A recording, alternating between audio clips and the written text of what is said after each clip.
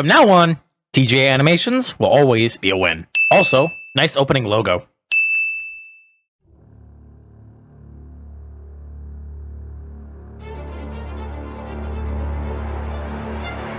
There's a few things I want to mention right off the bat.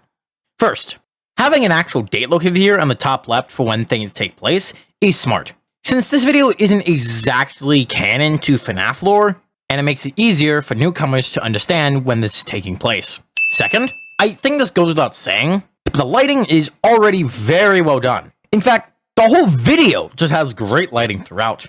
To save me from repeating the same point over and over again, I'm just gonna give the lighting like 15 wins and get it over with. And last, the movements on the animatronics look great. They have that robotic feel, while still having some amount of personality to them, while also not feeling stale. I love how this shot shows Spring Bonnie in more of a silhouette, presenting him as something nobody should trust just from the way he's lighted. Nice background animation here. Even if it doesn't show up for that long, it shows that even the background characters have personalities of their own. Even if we don't know what they're talking about, we can tell that something is up with these few kids over here. I'd be pretty worried too if my kid just went missing while I went out to the bathroom for like 2 seconds. Even without proper context, the way things are shown here, especially zooming in on Bonnie, implies to the viewer that Jeremy Jr.'s soul has gone into that animatronic specifically. Nice transition, not only showing the change of locations, but also showing Bonnie's transformation to become Willard Bonnie. Nice shot, showing all the toys plus Mangle all ready to attack, while the puppet raises up to command them. Yeah, I'd also be running the f*** out of there if I was in Afton's position. Realistically, in this situation, yeah, the doors would probably be locked, making it harder to get out of there fast enough, since Fast Food Entertainment really doesn't want anyone breaking into the property, now do they? Nice use of showing the time again, showing that this takes place 2 years after the missing children's incident, and seeing how things aren't really going well for Jeremy ever since his kid died. Jeremy Jr.'s ghost animations here look super clean. I also like how the ghost effect was done here. Yeah, it's seemingly simple at first, but getting him to go through the walls and window like that, while keeping him looking normal, must have been painful as hell to do.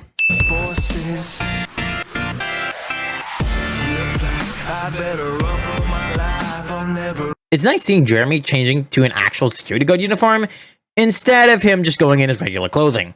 Also, it's nice seeing a security guard uniform that isn't just the same generic skin that's used everywhere at this point. Good job!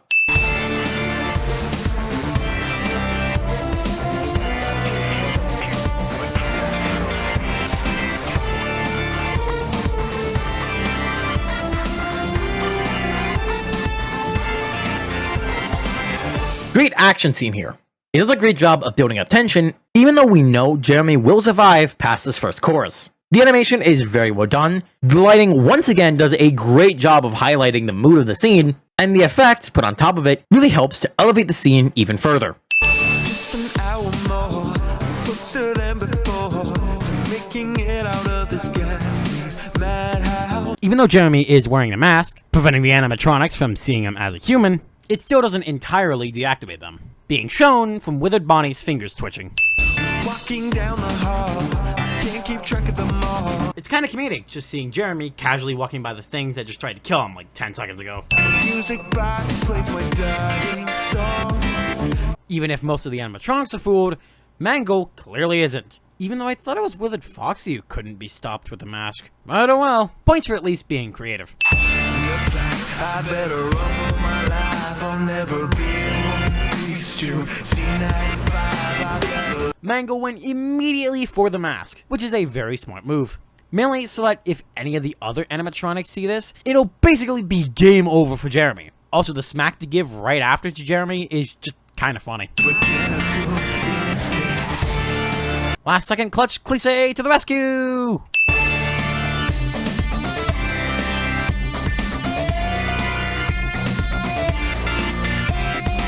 Okay, what am I supposed to say about this fight scene? From all the strong punches to some of the comedic moments and small details, the animation shines most during this part of the video. So 15 wins. It's a lost cause now. They've got my scent and I can't get out. Even in a dream, it must be heartbreaking to know that your child got murdered and you are powerless to do anything about it. I'm afraid to look because they are just the beasts you hunt me down.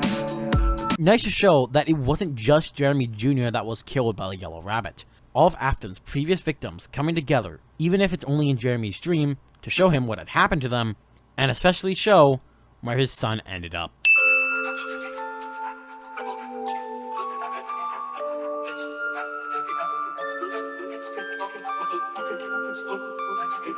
A nice reunion between father and son that unfortunately can't last long, and that both of them have to let go. They both can't just linger on in the past. They have to accept that they can never be properly together again.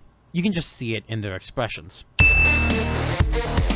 Okay, this is a great detail, though it kinda needs a little explanation. The spring Bonnie suit Afton used back in 1985 wasn't transferred to the FNAF 2 location, so the only suit available for him was the Fredbear suit, which is why he used it instead of the spring Bonnie suit. Which is kinda smart when you think about it. Why would he use the same suit multiple times to commit his crimes?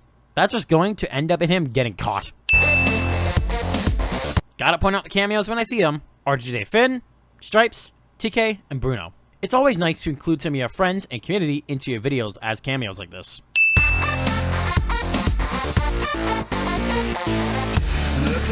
Was that the bite of 87? I better run for my life. Gonna point out some more cameos. Spider-Man, Animosity, and Hoods. Again, including your community in videos like this is a very cool thing to do. Never be in one piece, you C95, I've got 11 on my tail with no time to think. Jesus Christ. The carnage here just ramps up. Seeing the animatronics, now possessed, just going on a killing rampage, with only one person being able to escape. Oh well, if only the others had better flight or fight responses, then maybe they'd still be alive. Of a way to survive, mechanical instinct. Checking back on Afton, only for him to immediately slam the door shut after seeing what's going on out there. Yeah, fair move on his part. Though it might not have been the smartest idea to stay in that room in particular to hide.